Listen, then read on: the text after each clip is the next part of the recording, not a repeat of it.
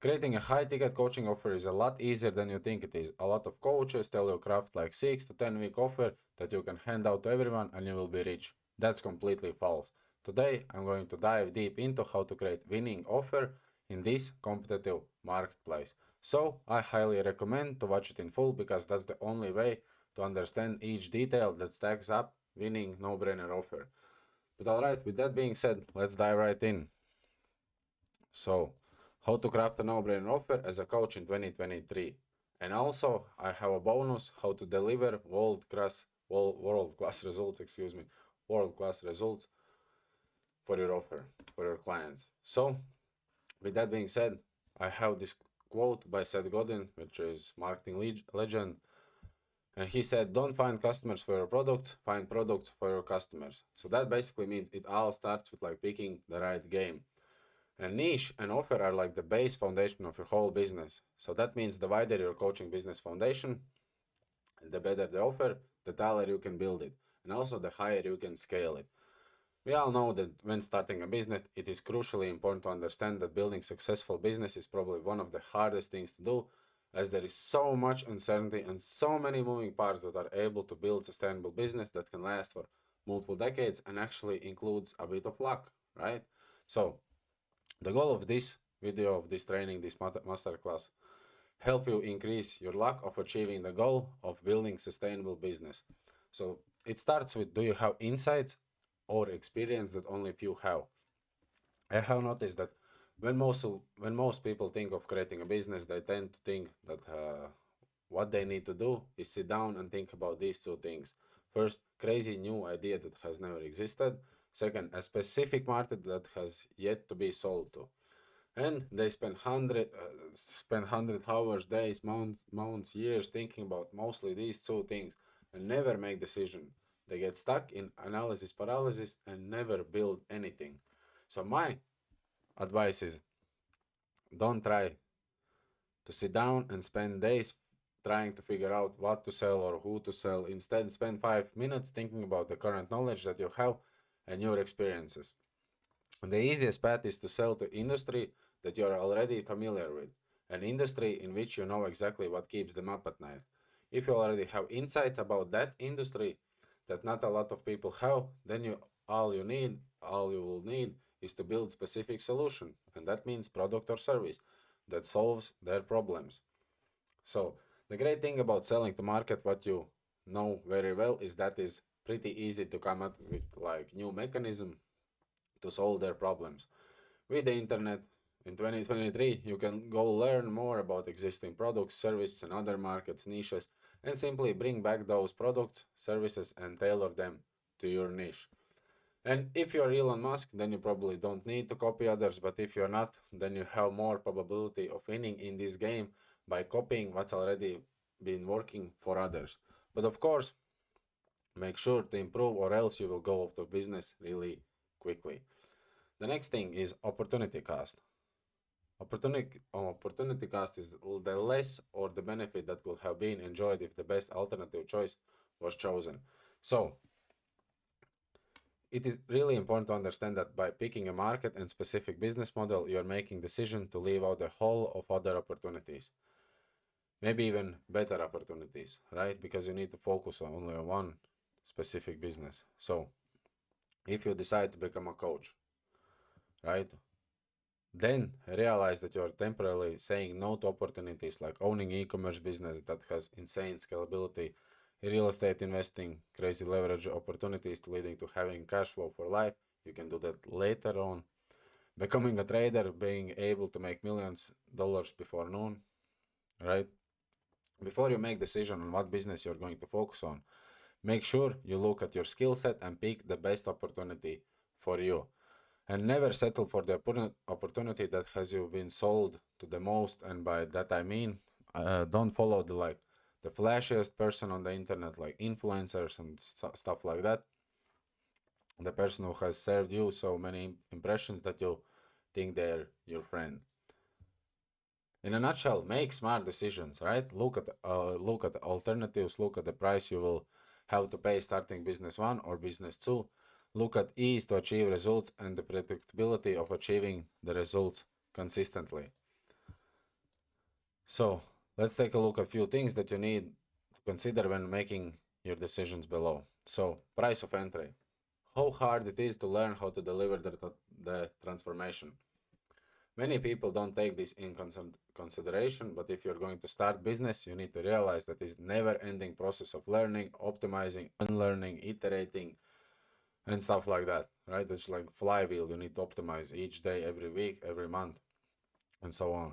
So if you are picking the market and the niche that you want to sell to, please don't pick a niche that you don't know anything about it, or a market which you will need to spend like whole year trying to get feedback from. I suggest picking an industry that you're familiar with, but sometimes people literally don't have any knowledge or experience with any niche. That's fine.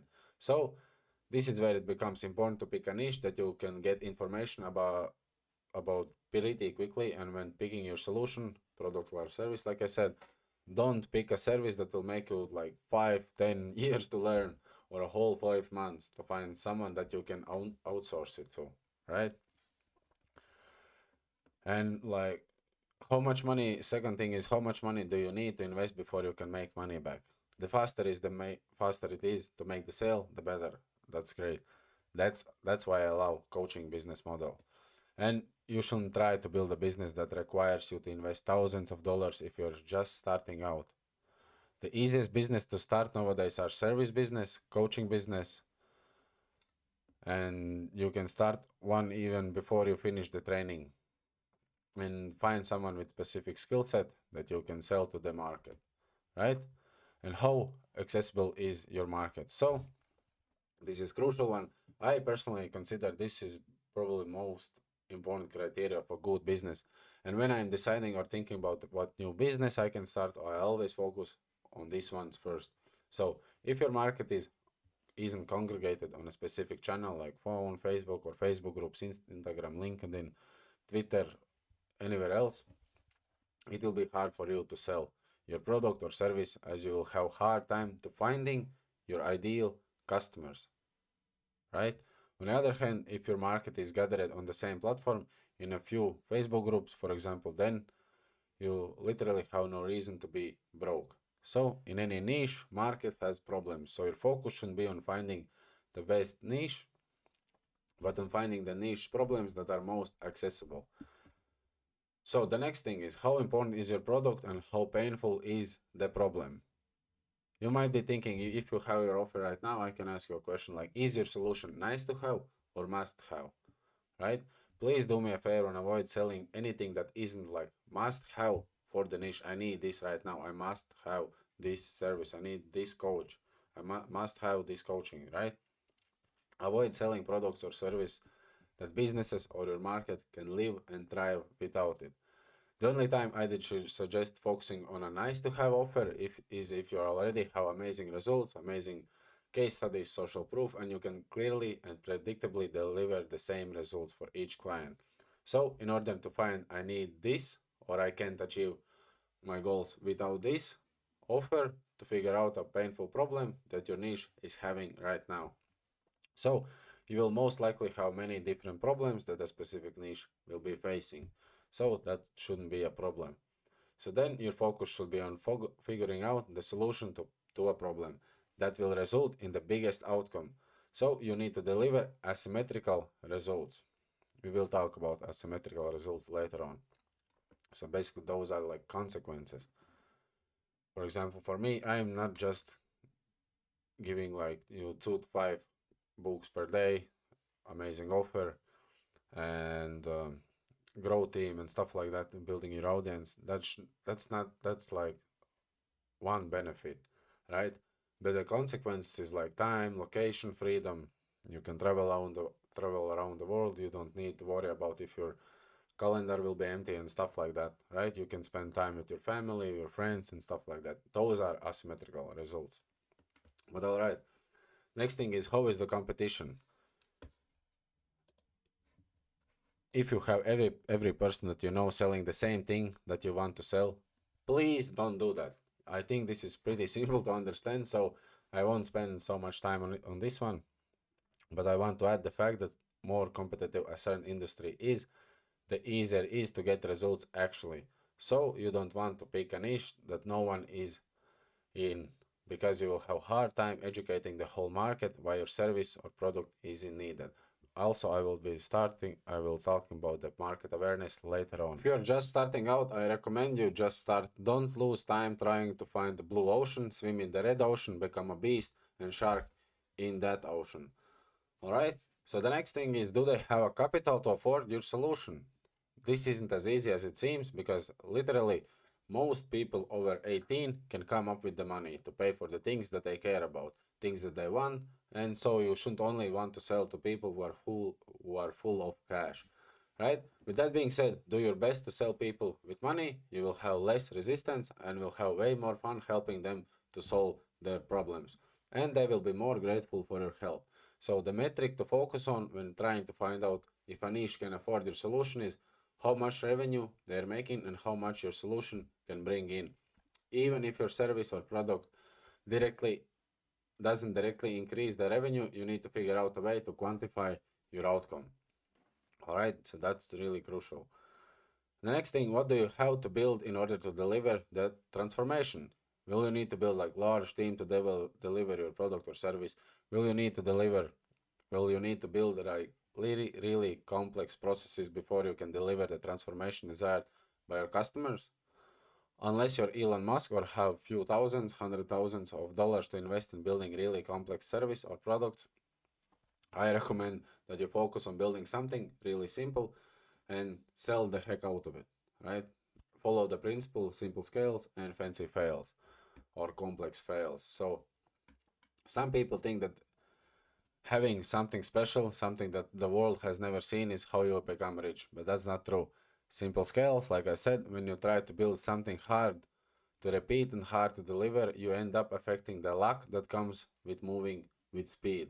So there is like the perfect business model, which is first is high margins, 70% plus is great.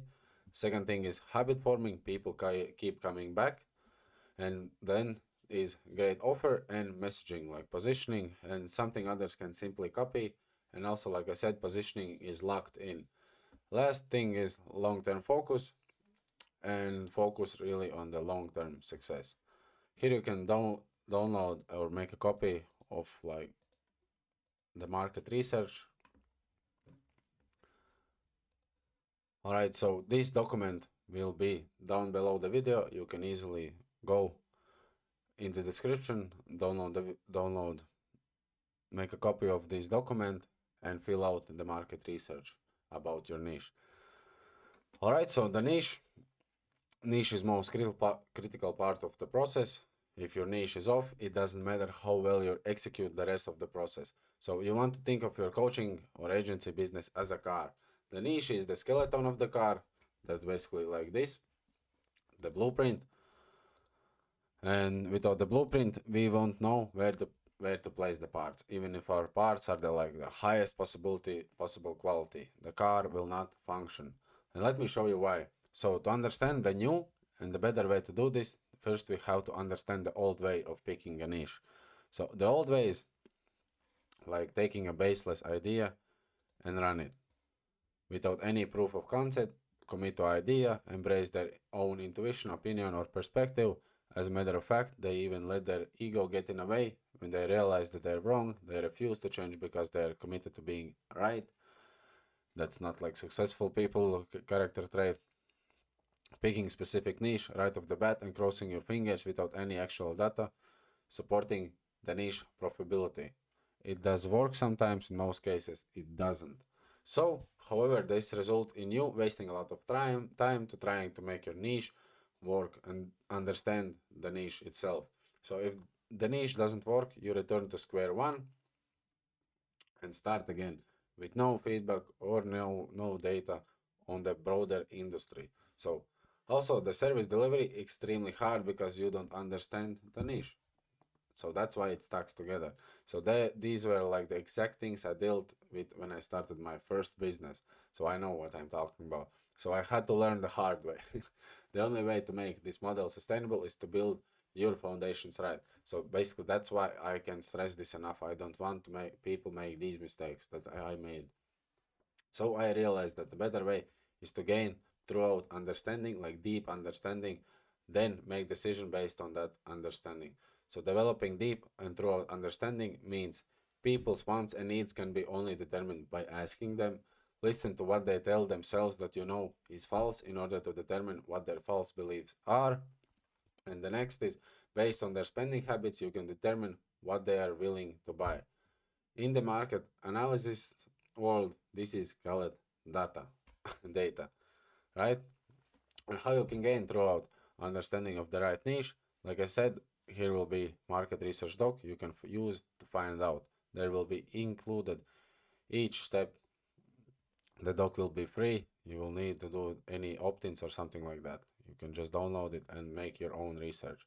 So when you do the research, the result is this. You can find service market fit within 1 to 3 months while getting paid for learning and researching.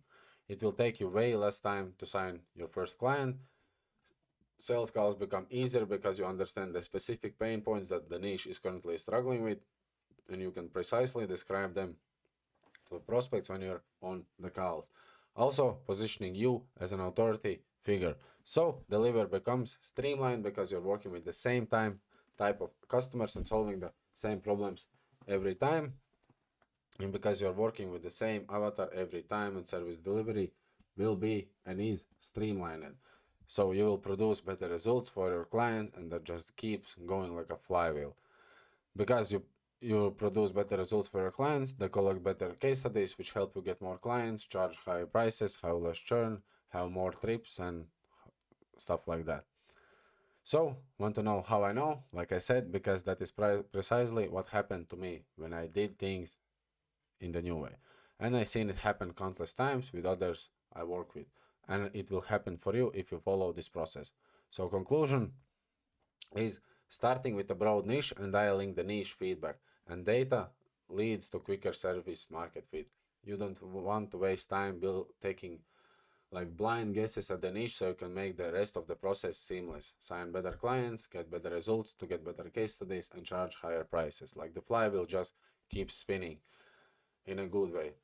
In an essence, analyzing the common pains, desires, current states, and desired states of a group of individuals. It may be that you're unsure of what to sell right now. The reason is that you haven't asked enough people. Just that's just how it is. Imagine knowing exactly what people want to the degree that your pitch forces them to reach for their wallets, right? Also, you can use like Ikigai concept to help find your niche. So this is like Ikigai concept. This is what you love, what you're good at, what you can be paid for, what the world needs. Passion, mission, vocation, profession. So Ikigai is a like Japanese concept that is often translated as a reason for being of or purpose in life. It is believed to be a source of value and meaning in one's life, and it's often used to help people find their passion and sense of fulfillment in the context of finding a coaching niche. The Ikigai concept can be helpful in two main ways. So first is identifying what you love. The first is in finding your Ikigai is to identify what you love doing. So this might be something that you're naturally talented at or something that brings you a sense of joy and fulfillment. By focusing on what you love, you can begin to narrow down potential coaching niches that align with your interests and passions. Or the second thing is identifying what the market needs. The second step is finding your Ikigai is to identify what market needs. This might be a specific problem or a challenge that you are uniquely qualified to solve. You have been asked, you have been talking with the market for some time, or a group of people who are in need of support of your guidance. And by focusing on what world needs, you can further narrow down your coaching niche and choose an area in which you can make meaningful impact. So yeah, by combining your passions and what the world needs, you can begin to identify a coaching niche that aligns with your ikigai. So, and brings you a sense of purpose and fulfillment. But all right, let's move on. So, if your coaching business or agency is a car and your niche is skeleton, then your offer is like the core engine that's in it. So, to have powerful core engine, which means your offer, we need to have like the highest possible quality parts and assemble them together in correct order while ensuring that the engine fits into the car. That's how your offer should look like Lambo. So Lambo engine. So without an irresistible offer, building your business will be like an uphill battle. So you're already competing with people selling the same service or offers like you. Without a good offer, you are the same as all other coaching business or agencies out there. Also, if you're looking for one-on-one help implementing these insights, schedule a one-on-one call. Below description, you will find the link. So the next thing is, so how do we equip our car with a powerful engine and create tremendous amounts of value? So some time ago, I studied like 100 million offer book by Alex Hormozy. I think everyone should read it. And he shared this framework that I'm going to be presenting in this video right now. The goal with this framework is to make it like impossible for you not to know how to create a ridiculous amount of value for any prospect, any niche that you decide to serve. So I use this framework to improve the value delivered in the exponential acquisition program, and it has helped me charge as much as I want to charge for our product. So this is the value equation and its components. So dream outcome plus perceived likelihood of achievement equals time delay plus effort and sacrifice, which is value. So if you're looking to create amazing offer with like crazy amount of value, you should have this promise. You should make sure that whether you're promising an industry is something that I really care about, the old way of settling for a mechanism taught from a course isn't enough to help you scale past 50K per month. That's just how it is. And the only way for you to figure out what is the dream outcome, the most desired state from market, is by either talking with the market itself, like I told you about, and how to talk with the market you will find in the market research document, or by looking at what biggest sharks in the industry are offering. And you can also look at everyone else is offering and offer something completely different, right? Example. So if everyone is promising people to add an extra 6 or 7 figures, why don't you try to help them save 6 or 7 figures, right? And if you talk with enough prospects, you end up figuring out what they really want, and sometimes it's completely different from what the service providers are offering them. And the next thing is perceived probability of achieving the outcome. So when people look at you or look at your assets online, do they feel like there is high probability of achieving the outcome that you are promising them, right? That is the question. In order to explain to you how important this component is, I once purchased a program for 5K in less like 1 day because of how much social proof the guy shared on his socials. That was crazy. And if you really want to have like the easiest time selling and charging the highest ticket for your services, for your coaching offers, make sure that perceived likelihood of achieving what you're promising them is high. So the simple fact of seeing other people win using the services as offer increase the value of your service. So your focus with this component is to create as much possible by constantly sharing your wins and customer wins on every existing platform. So if you don't have right now ton of social proof, use you as an example, use your story, what you have achieved, or anything like that. All right now, time delay. You should aim to have same speed of delivery as Amazon if you want to create the most value. Imagine how much my program will be worth if the time delay of paying the invoice and adding extra 50 grand per month was 5 days or 24 hours. The shorter the delay, the more value your offer and mechanism has, and the more you can charge for your product or services, right? I see so many service providers who settle for 90-day period to get their customers the best results. Just because like industry standard and it hurts, and basically that's like industry standard, all of those organic coaches has been saying to you, do your program 90 days and you will be rich. No, that just hurts my heart, right?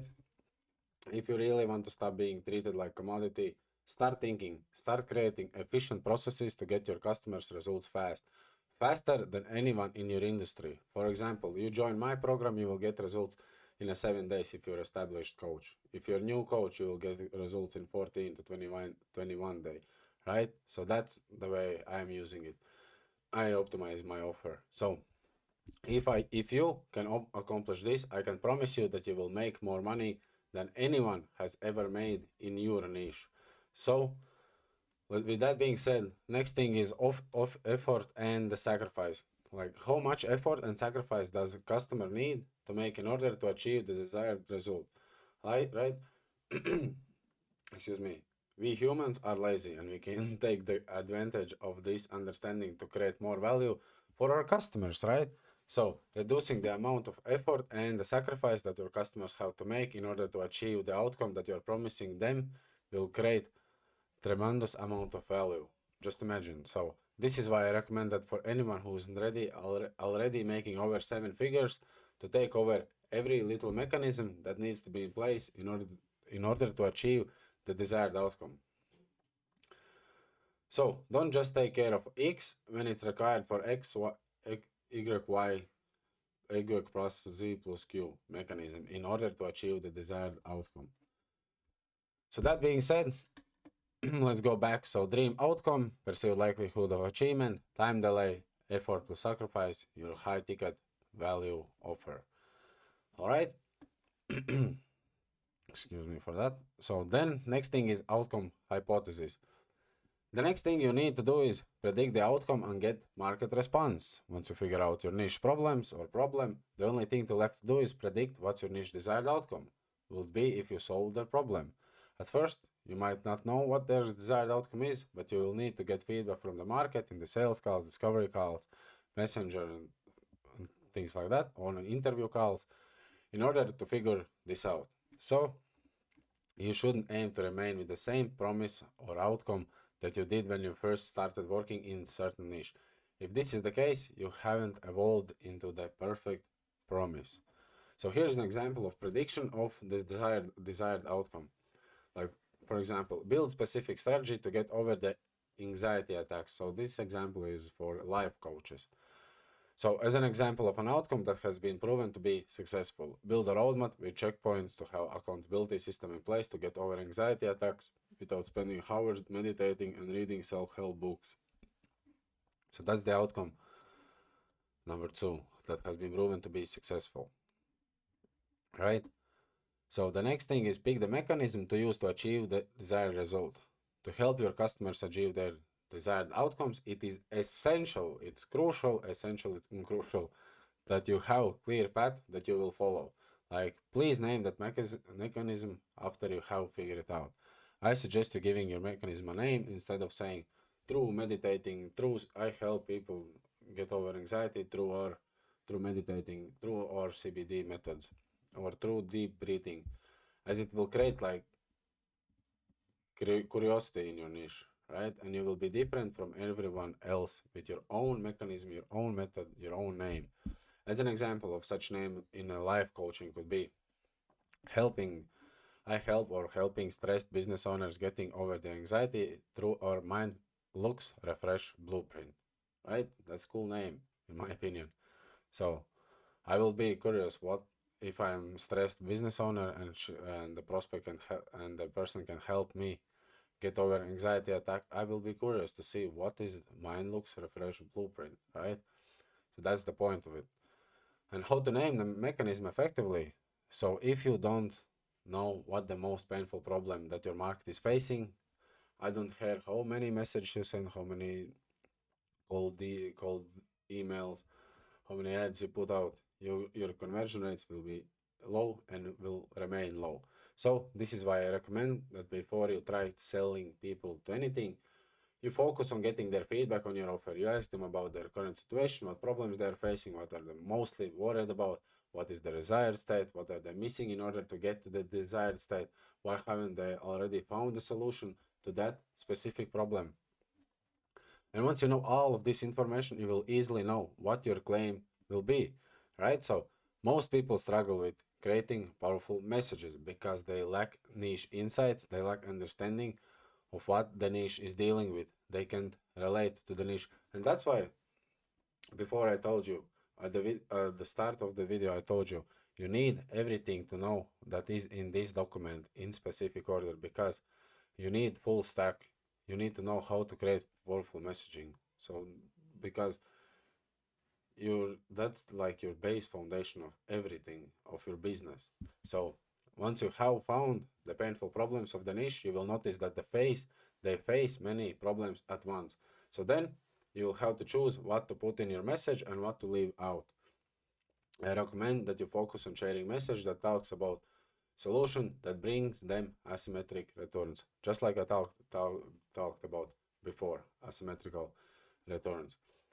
All right, let's dive in. This will be interesting. So, highest degree of pleasure for the lowest installment. So, there is these 5 stages of market awareness.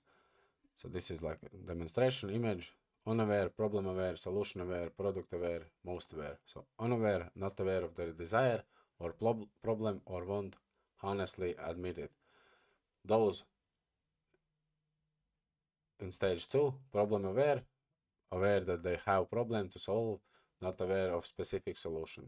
Solution aware is aware that there is solution to their problem and not aware of specific products that can help them. Product aware, aware your products exists but not fully aware of what it does or how well it does it. So there is no trust yet. Most aware, they know what your product does but haven't bought it yet. That's like lowest hanging fruit that you need to push to get in the bank. So how you say something is more important than the message itself, especially if you are in competitive market like I told you about. So in Break to Advertising, Eugene talks. Eugene is one of the best copywriters in the world. So he talks about these 2 things, which I think are so important to understand. So if you want to become the best at crafting highly resonating message with your niche and audience, you need to know these 2 things: state of awareness of your market and state of sophistication of your market. So first things first, I will start by awareness of your market, because this is really important to know, because it lets you know how much your audience and prospects actually know about the way your service or product satisfies their desires. So for example, how much does your market know about your product or service is the question you need to ask yourself in order to find out state of awareness of your market. So there are 5 states. 1.1, market has problem, desire, knows about the product and want it. They're most aware, like I talked about. Second, market has problem, desire, knows about the product but doesn't want it yet. 3, market has desire and the problem but no knowledge of your specific solution. 1.4, market has a problem but no desire yet and no knowledge of any solution. 1.5, market is completely unaware of desire or the problem. So for example, for me, I have this one.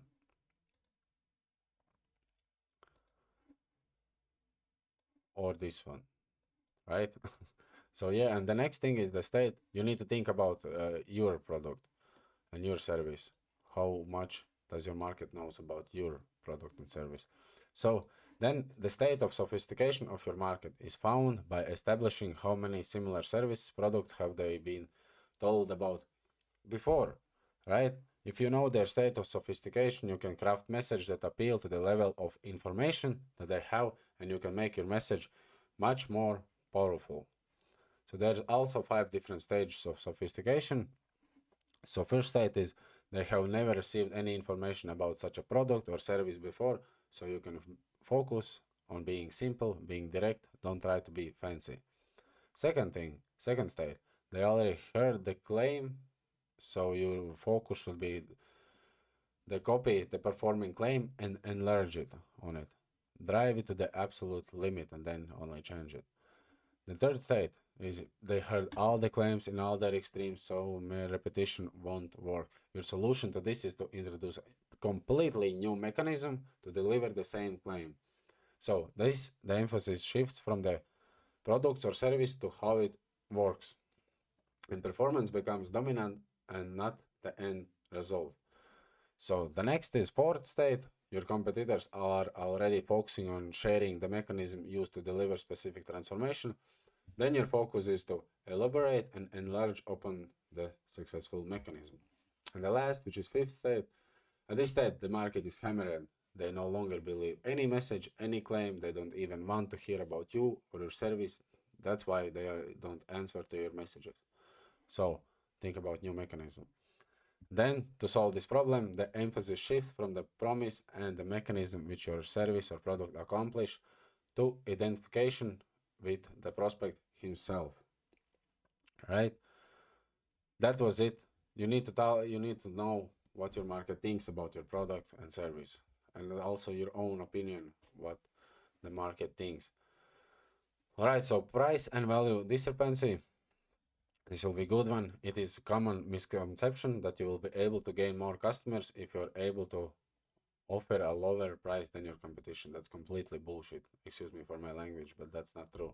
So if this were true, then why are people willing to pay 10K just to solve one little problem? Just think about it. I think the reason is this: you have like the value discrepancy between you, your price, and the coaching program or offer, right? Just imagine if I had a Rolls Royce next to me and I said to you, if you pay me 6K in cash right now, I will give you the keys, you can go to the Bali or whatever. That means regardless of your financial situation, you will give me 6K. Why? This is because of the value discrepancy. Since you know the Rolls Royce is worth way more than 6K, you are willing to pay 6K for it on the basis on return on of investment. So this example goes hand in hand with the sales.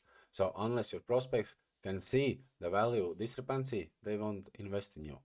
So you should not think that you can sell more if you lower your price, because that simply isn't true. So you should not think that you can sell more if you lower your price, because that simply isn't true. So the vast majority of people will do anything to avoid pain, including paying ton of money. So, and people buy something because they hope to get something better than what they paid for. So when it comes to creating their prices or even their products, most business owners don't think about value. And this was also my thought process when I started out. That's fine when you start to go. So it was my goal to get as much money possible for the smallest amount of value provided to my customers. That was not good thought process for me. And it is this mentality that keeps people fighting for pennies, cents, when there are billions to be collected. So a new way of thinking and deciding about pricing and value creation is you need to think about how I can deliver the most amount of value to my customers and be able to charge premium price, right? So just remember, the bigger this discrepancy, the better, the easier it to sell, right? All right. So we have been going for some time. So what drives the high ticket sales? So let's look at how to sell your coaching program now that you have decided to charge more than 1,000 for your program. So there is a widespread of belief that the better your service delivery, the more you will sell. That's a good point, right? But the delivery of good product or service will create good reputation and will give you confidence to close the sale. Competence leads to confidence, right? But taking about your service or features during the call is the last thing you want to do. No one gives anything about the logistics or what technical stuff there is in. Let's face it, people are lazy. Most people think that success will come to them, right? Maybe that's you as well. People only care about the outcome, not the steps they need to take to get to the outcome. For example, full YouTube is with videos titled Make Six Figures a Month in the 30 days. And that is much more than the daily instruction and actions you need to take to achieve 6 figures while battling with the unknown, stress, and how to deal with everything that is around you, right? That means as a result, we are selling like the vacation, not the features, but the outcome.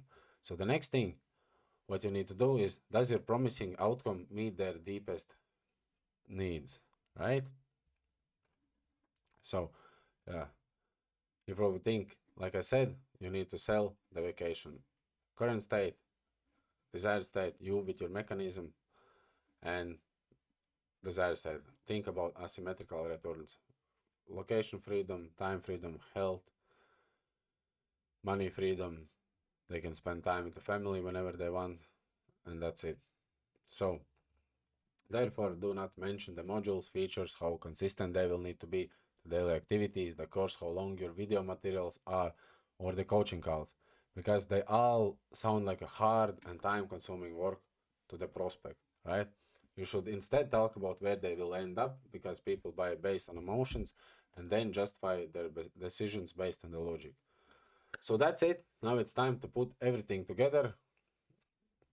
And like I said, you will get this doc below the video. And yeah, you will get the doc below this video. So yeah, that was it. And if you simply nail these two, your niche and your offer, like I said, everything else will become exponentially easier, so much that you should allocate a lot of time and attention to making sure you nail both of these course aspects down, because that's your base foundation of your business, right?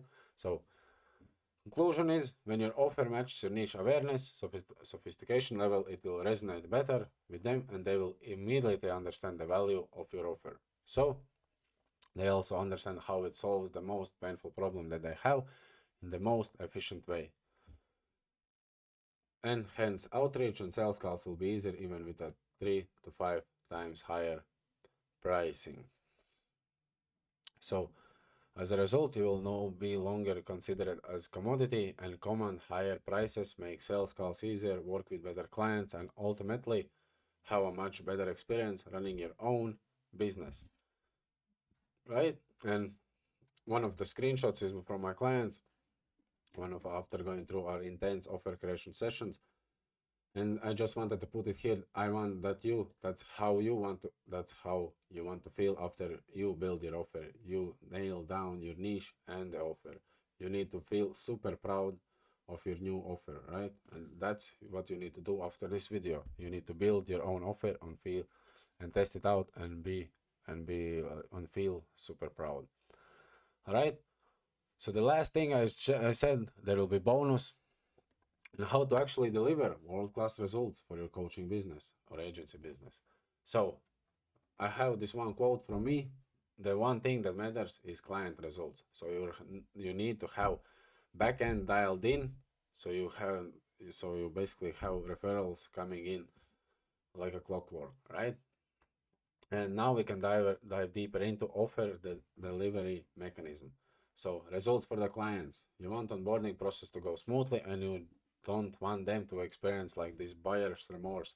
So make sure your onboarding process is good and they are satisfied with their investment, and that don't get like cold feet and say something like, oh, maybe I should ask for a refund or something like that, right? Recently, when I onboarded a client, she said thanks for me that how I onboarded her. She even gave me feedback for the start of her work that was completely out of blue. She said, I want to give you testimonial. I already know that our corporation will be amazing. Why? And then she just said, I'm excited to work with Christian's business, and I'm grateful to Christians for coaching me effectively during our first call. That was an onboarding call. As a result of our discussion, I was able to make the best decision for myself and had been stuck in agreement that was not high on my priority list, but with Christian's help and my increased awareness, I was able to overcome this conflict and choose to prioritize my true priorities. This is a great start to our collaboration. So, yeah, you need the same process. You need amazing onboarding process so your clients can give you already testimonials. They are excited to work with you. That's how your onboarding process needs to be dialed in, right?